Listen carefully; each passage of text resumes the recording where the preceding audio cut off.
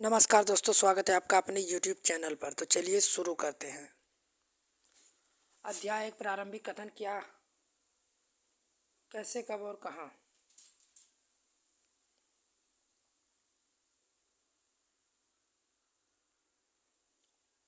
चित्र एक, ब्राह्मण ब्रिटेनिया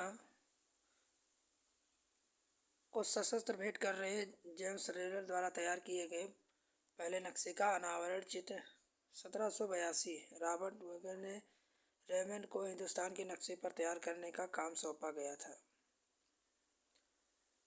इस तस्वीर में दिखाया गया है कि भारत के लोग स्वेच्छापूर्वक अपने प्राचीन पवित्र ग्रंथ ब्रिटिश सत्ता के प्रतीक ब्रिटानिया को सौंप रहे हैं, मानो उसे भारतीय संस्कृति की रक्षा के लिए आने का आग्रह कर रहे हों। तारीखें कितनी महत्वपूर्ण होती हैं। एक वक्त था जब इतिहासकार तारीखों के जादू में ही खोए रहते थे। कब किस राज्य का ताजपोशी हुई, कब कौन सा युद्ध हुआ, इस तारीख में गर्मा गर्म बहसें चली। आपने भी लोगों को यह कहते सुना होगा, इतिहास बहुत उबाऊ है, बस तारीखें रटते चले जाओ। यह इतिहास के बारे में अवधारणा सही है। अतीत में जिस तरह की चीज़ें किस तरह की थी, उसमें क्या बदलाव आए। जैसे हम अतीत और वर्तमान की तुलना करते हैं, हम समय का जिक्र करने लगते हैं, हम पहले और बाद में की बात करने लगते हैं। किसी व्यक्ति को सड़क किनारे चाय के घूंट भरते देखकर आप इस बात पर हैरान हो सकते हैं कि चाय या कॉफ़ी पीने का चलन कब शुरू हुआ।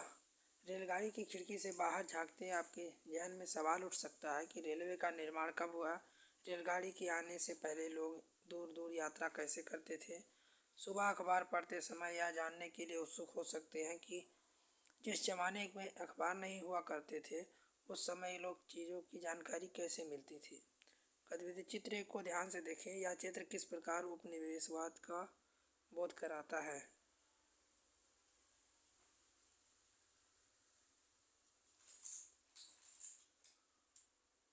चित्र दो, विज्ञापनों से भी पसंद नापसंद तय होते हैं।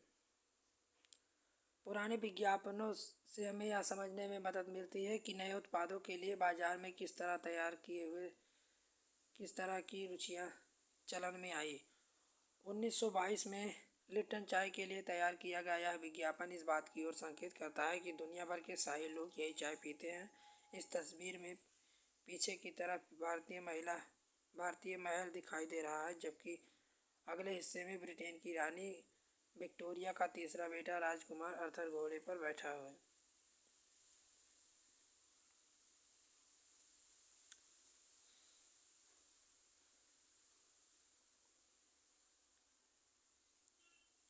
इस तरह हम ब्रिटिश शासन की स्थापना के लिए भी कोई एक तिथि नहीं बता सकते हैं। राष्ट्रीय आंदोलन किस दिन शुरू हुआ, अर्थव्यवस्था का समाज किस दिन बदलाव में आए, यह बताना संभव नहीं है।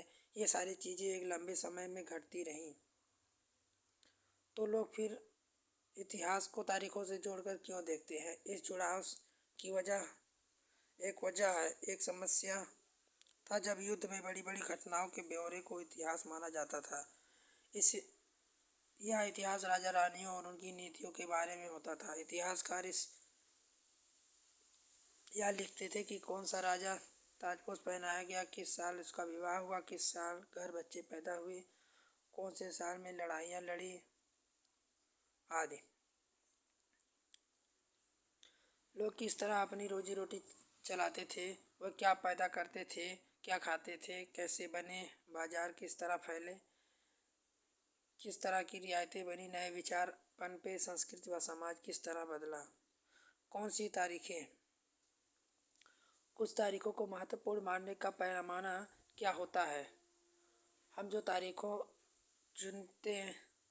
चुनते हैं, जिन तारीखों में इर्द गिर्द हम अतीत की कहानी बुनते हैं, वह अपने आप में महत्वपूर्ण नहीं होती। वह इसलिए महत्वपूर्ण हो जाती हैं क्योंकि हम कुछ खास घटनाओं को महत्वपूर्ण मानकर चलने लगते हैं। उदाहरण के लिए, भारत में ब्रिटिश इतिहासकारों ने जो इतिहास लिखे, उसमें से हेरा गवर्नर जनरल शासनकाल महत्वपूर्ण है। ये इतिहास प्रथम गवर्नर जनरल वारेन के शासक काल से शुरू थे और आखिरी वायसराय लॉर्ड माउंट के साथ खत्म होते हैं। अलग अलग अध्यायों में हम दूसरे गवर्नर जनरलों हेस्टियस बेचल बेटिक डलहौजी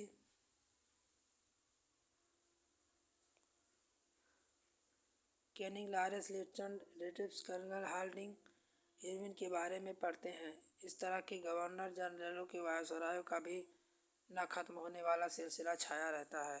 इतिहास की इन किताबों में सारी तारीखों का महत्व इन अधिकारियों, उनकी गतिविधियों, नीतियों, उपलब्धियों के आधार पर ही तय होता था। क्या हम इस दौर के इतिहास को अलग ढंग से नहीं लिख सकते हैं? गवर्नर जनरलों के इतिहास के चौखटे में हम भारतीय समाज के विभिन्न समूहों के वर्गीकरण गतिविधियों पर किस तरह ध्यान दे सकते हैं?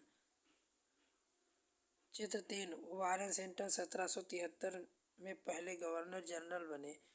इतिहास की किताबों में गवर्नर जनरलों के कारनामों, जीवनियों में उनकी गौरव गाथाओं व तस्वीरों में उनके भव्य व्यक्तित्व को उभारा जाता था।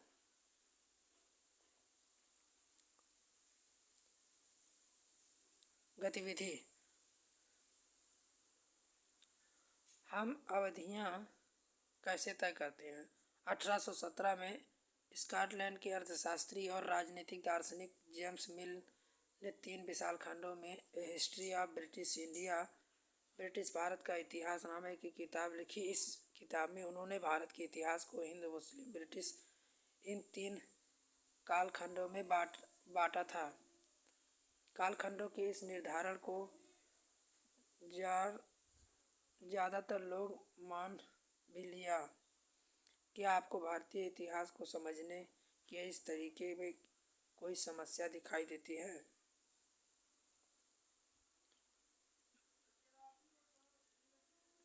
मिल को लगता था कि सारे एशियाई समाज सभ्यता के मामले में यूरोप से पीछे हैं। इतिहास की उनकी समझदारी ये थी कि भारत में अंग्रेज अपने आने से पहले यहाँ हिंदू और मुसलमान तानाशाहों का ही राज चलता था। यहाँ चारों ओर केवल धार्मिक बैर, जातिगत बंधनों और अंधविश्वास ही बला पला था।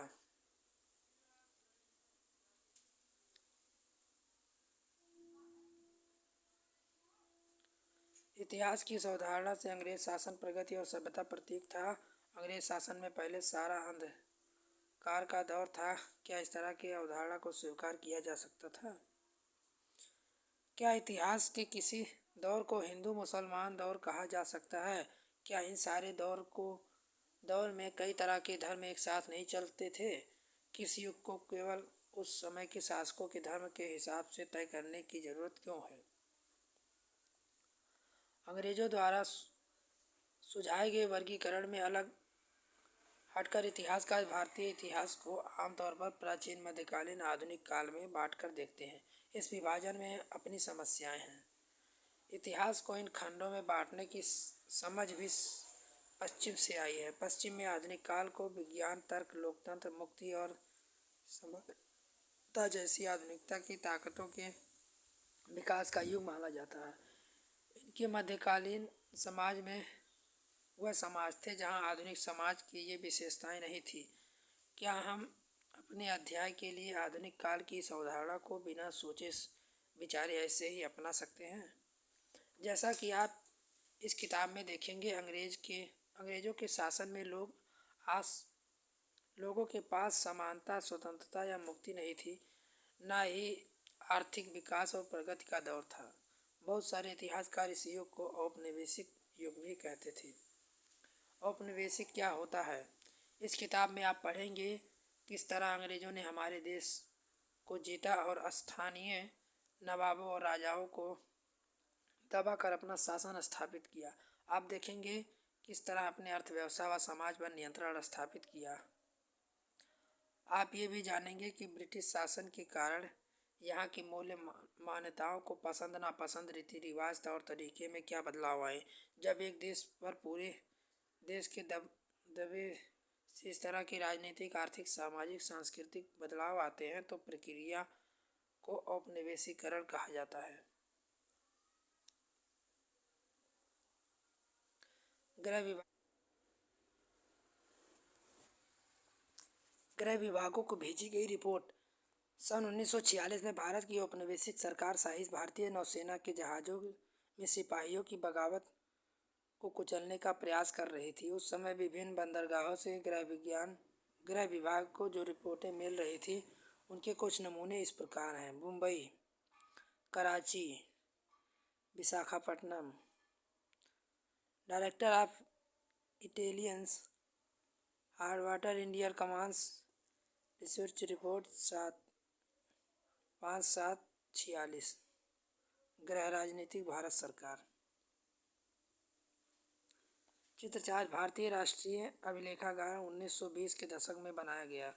जब नई दिल्ली का निर्माण हुआ तो राष्ट्रीय संग्रहालय में राष्ट्रीय अभिलेखागार दोनों ही वायसराय के निवास पर नज़दीक बनाए गए थे। इससे पता चलता था कि अंग्रेज की सोच इन संस्थाओं पर कितना भारी महत्व था। हम किस तरह जानते हैं?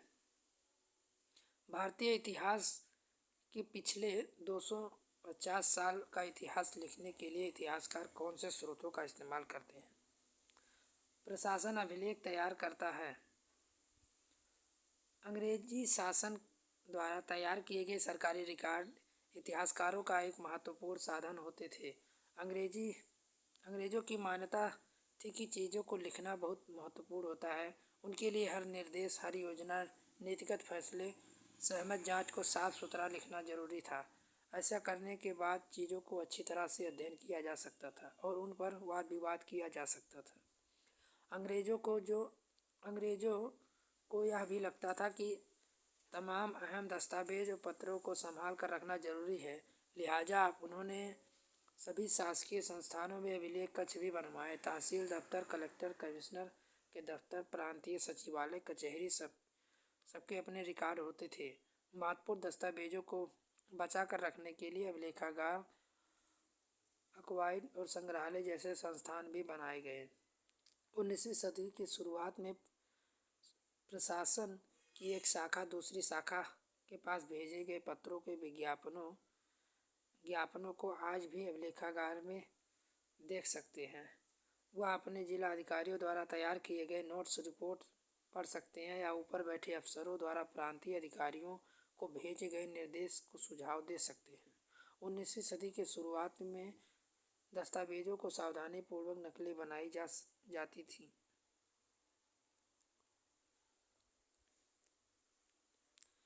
चित्र 5, शरीफे का पौधा 1770 का दशक। अंग्रेजों द्वारा बनाए गए वनस्पति उद्यान और प्राकृतिक इतिहास के संग्रहालयों में विभिन्न पौधे के नमूने संबंधित जानकारियाँ इकट्ठा की जाती थी। नमूनों के विभिन्न स्थानीय कलाकारों से बनाए गए जाते थे। अब इतिहासकार इस बात पर ध्यान दे रहे थे कि इस तरह की जानकारियाँ किस तरह से इकट्ठी की जाती हैं। चित्र 6, बंगाल में मानचित्र और सर्वेक्षण कार्य चल रहा है। जेम्स प्रिसेस द्वारा बनाई गई तस्वीर 1832। ध्यान से देखें, सर्वेक्षण में इस्तेमाल होने वाले सारे उपकरणों को चित्र में अगले हिस्से में दिखाया गया है। चित्रकार इस परियोजना के वैज्ञानिक रूप पर खास तौर से जोर देना चाहते थे।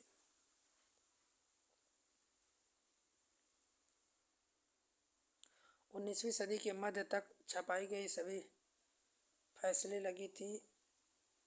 लगी थी। इस तकनीक के सहारे अब प्रत्येक सरकारी विभाग अपनी कार्रवाई दस्तावेज कई प्रतियां बनाई जाने लगी।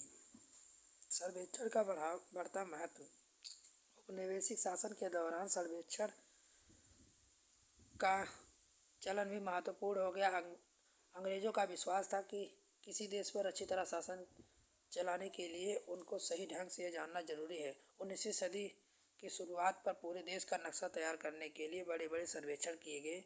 गांव राजस्व सर्वेक्षण किए गए। इन सर्वेक्षणों में धरती की सतह, मिट्टी का गुणवत्ता, वहां से मिलने वाले पेड़ पौधे और जीव जंतुओं तथा स्थानीय इतिहास व फसलों का पता लगाया जाता था। 19वीं सदी के आखिर से हर 10 साल में जनगणना भी की जाती लगी जनगणना के जरिए भारत के सभी प्रांतों में रहने वाले लोगों की संख्या, उनकी जाति, इलाके, व्यवसाय, उनके बारे में जानकारियाँ इकट्ठा की जाती थी। इनके अलावा वनस्पति सर्वेक्षण, प्राणी विज्ञान सर्वेक्षण, पुरातात्विक सर्वेक्षण, मानव शास्त्रीय सर्वेक्षण, वन सर्वेक्षण आदि कई दूसरे सर्वेक्षण किए गए। अधिकृत रिकॉर्ड से क्या पता चलता है? रिकॉर्ड के विशाल भंडार से बहुत कुछ पता लगा सकते हैं, फिर भी इस बात की नज़रअंदाज नहीं किया जा सकता है कि ये सारे सरकारी रिकॉर्ड हैं।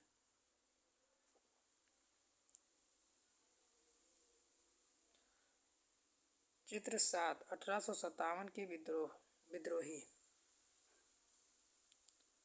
1857 में तस्वीरों को बहुत ध्यान से देखना है, इससे हमें चित्रकार की सोच का पता चलता है। 1857 में विद्रोही के बाद अंग्रेजों द्वारा तैयार की गई सचित्र पुस्तकों में यह तस्वीर कई जगह दिखाई देती है। इस तस्वीर में नीचे लिखा है कि बागी सिपाही लूट खसोट में लगे हुए हैं। अंग्रेजों की नज़र में विद्रोही जनता लालची, दुष्ट और बेरहम थी। इस विद्रोह के बारे में आप अध्याय 5 में पढ़ोगे। इंसानों के खाने के लायक नहीं है। अखबारों में देश के विभिन्न विभागों में चल रहे आंदोलन का पता चलता है। यहाँ 1946 में हुई पुलिस की एक हड़ताल की खबर है। दिल्ली में 2000 से ज़्यादा पुलिस वालों ने बृहस्पति सवेरे अपने काम, वेतन और पुलिस लाइन वाचिरा से आने वाले घटिया भोजन के खिलाफ खाना खाने से इनकार कर दिया। जैसे जैसे यह खबर पूरे दिन पुलिस थाने तक पहुंची, वहां के पुलिस वालों ने खाने से इनकार कर दिया। एक हड़ताली का कहना था कि पुलिस लाइसेंस की रसोई से हमारे लिए जो खाना आता है वह कोई इंसान के नहीं खा सकता है। हमें जो चावती और दाल खानी पड़ती है उसे जानवर तक नहीं खा सकते। हिंदुस्तान टाइम्स, 22 मार्च 1946। गतिविधि स्रोत 1 और 2 देखो कि आपको प्रतिवेदनों के रूप में कोई फर्क दिखाई देता है। बताएं कि आपको क्या फर्क लगता है। इससे हमें यह पता चलता है कि सरकारी अफसर क्या सोचते थे, उनकी दिलचस्पी किन चीज़ों में थी और बाद में किन चीज़ों में बचाए रहना चाहते थे। इन रिकॉर्ड से हमें यह समझने में हमेशा मदद मिलती है कि देश के दूसरे लोग क्या महसूस करते थे, उनकी कार्रवाइयाँ की क्या वजह थी। लिहाजा से लोग डायरिंग, तीर्थ यात्राओं और यात्रियों के स्मरण, महत्वपूर्ण लोगों की आत्मकथाएं, स्थानीय बाजारों की बिकने वाली लोकप्रिय पुस्तिकाएं महत्वपूर्ण हो जाती हैं। जैसे जैसे छपाई की तकनीक फैली, अखबार छपने और विभिन्न मुद्दों पर जनता की बहस भी होने लगी। अगर हम थोड़ी और कोशिश करें तो हम इस बारे में भी जान सकते हैं। जैसे आप किताब में आगे पढ़ेंगे, आपको यह बात समझ में आने लगेगा।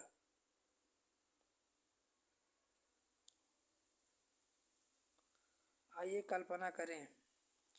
कल्पना कीजिए आप इतिहासकार हैं। आप क्या पता लगाना चाहते हैं? आप यह पता लगाना चाहते हैं कि आज़ादी मिलने के बाद एक दुर्गम आदिवासी इलाके की खेती में क्या बदलाव आए। इन जानकारियों को ढूंढने के विभिन्न तरीके की सूची बनाएं। फिर से याद करें, सही और गलत बताएं। आइए विचार करें। जेम्स मिल ने भारतीय इतिहास को जिस तरह कालखंडों में बांटा, उससे क्या समस्याएं हैं? अंग्रेजों ने सरकारी दफ्तरों को किस तरह सुरक्षित रखा? इतिहासकार पुराने अखबारों से जो जानकारियाँ जुटाते हैं वह पुलिस की रिपोर्ट में मुताबिक उपलब्ध जानकारी से किस तरह अलग होती हैं? आइए करके देखिए। क्या आप आज की दुनिया कुछ सर्वेक्षण का उदाहरण दे सकते हैं? सोचकर देखिए, खिलौना बनाने वाली कंपनी को यह पता कैसे चलता था कि बच्चे किन चीज़ों को ज़्यादा पसंद करते हैं? या सरकार को यह कैसे पता चलता है कि स्कूल में बच्चों की संख्या कितनी है? इतिहासकार ऐसे सर्वेक्षण से क्या हासिल कर सकते हैं? लाइक करें, सब्सक्राइब करें हमारे यूट्यूब चैनल को और बेल आइकन दबाएं ताकि इससे रिलेटेड वीडियो आपको मिल सके सबसे पहले। तब तक के लिए जय हिंद, जय भारत।